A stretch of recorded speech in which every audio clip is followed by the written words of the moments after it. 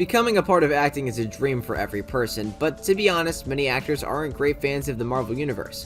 You'll be surprised to hear that many Hollywood actors rejected the offer to play a major role in the Marvel Universe.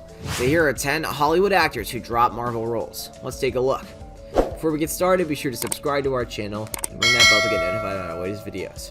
Alright, let's get to it. At number 10, Matt Damon as Daredevil. Matt Damon and Ben Affleck are friends and competitors for the same role. Before Affleck accepted the part of Marvel's visually impaired vigilante, the leading character in Daredevil was offered to Damon, who turned it down. Why? In a new meeting, Damon said that while he loved the character as much as Affleck, he had second thoughts about the script and the director. Damon said Ben is a passionate person and he liked Daredevil and just did it. Affleck may have played the man without fear, but Damon's capacity to turn into a man without emotions paid off. At number 9, Rachel McAdams, Pepper Potts. Few might have predicted how enormous the Marvel Cinematic Universe would become during the 2000s when the groups at Marvel Studios initially started casting Iron Man. Rachel McAdams was director Jon Favreau's first choice to play Tony Stark's partner and love interest, Pepper Potts, but she turned the part down. After Robert Downey Jr. was given a role as Stark, Gwyneth Paltrow endorsed on to play Pepper, and the film proceeded to turn into an enormous achievement. McAdams got another opportunity at the MCU. However, she was offered the female lead in Doctor Strange and accepted the position. At number 8, Emily Blunt, Black Widow. With the ability to do light comedy and experience in action films, Emily Blunt appears to be an ideal candidate for Marvel. Amazingly, she has never done a Marvel film before, but it's not because she hasn't had open doors. Her first came in Iron Man 2 when she got the opportunity to play Black Widow. Blunt told Howard Stern she was interested but needed to say no because she was already obligated to make Gulliver's Travels at the same time. It was somewhat of a heartbreaker for me, Blunt said. Scarlett Johansson became Natasha Romanoff and showed up as the Avenger in 8 Marvel motion pictures to date. That stinks. At number 7, Emily Blunt again, Agent Carter. Black Widow was not the only time Blunt got an offer from Marvel.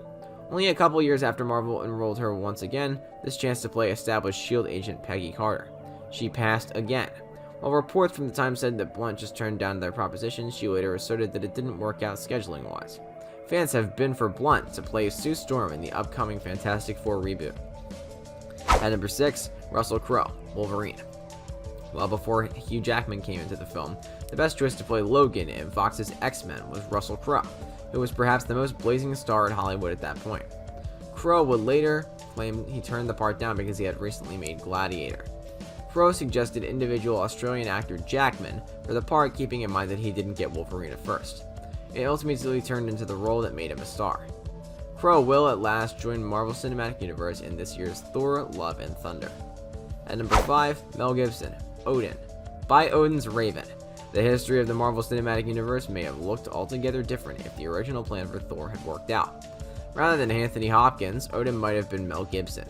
He told The Guardian in 2016 a long time ago that he'd been drawn closer to play Thor's father, yet he didn't take the gig. At number 4, Joaquin Phoenix, Doctor Strange. The search for Marvel's Sorcerer Supreme was a long one, with actors like Ethan Hawke, Oscar Isaac, and Keanu Reeves all being considered for the part at different places.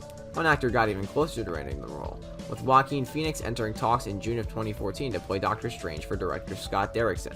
By October, however, the deal was closed, and soon Benedict Cumberbatch turned into Marvel's magical hero. At number 3, Jessica Chastain, Maya Hansen. Closely following The Tree of Life and Zero Dark 30, pretty much every studio in Hollywood came calling for Jessica Chastain, Marvel included. They wanted her to play Maya Hansen, the scientist at the center of the secret in Iron Man 3. She was interested, but she turned the part down because her schedule was jammed, and she clarified her reasons in status on Facebook. At number 2, Matthew McConaughey, Ego. At the point when it came to cast Star-Lord's father in Guardians of the Galaxy Volume 2, Marvel needed a major name star who could plausibly give birth to the hunky, charismatic Chris Pratt. So they considered Matthew McConaughey, who in another film might be somewhat youthful to Pratt's dad. When he asked why he eventually turned down Marvel, McConaughey didn't mention the age difference. Instead, he said he needed to pick either Guardians and the Dark Tower, and he picked the Dark Tower. And at number 1, Jason Momoa, Drax the Destroyer. Jason Momoa is most popularly known today as DC's Aquaman, with 3 movies as the hero to his name and a 4th currently in production. Yet quite a long time ago, he was just about a Marvel fellow.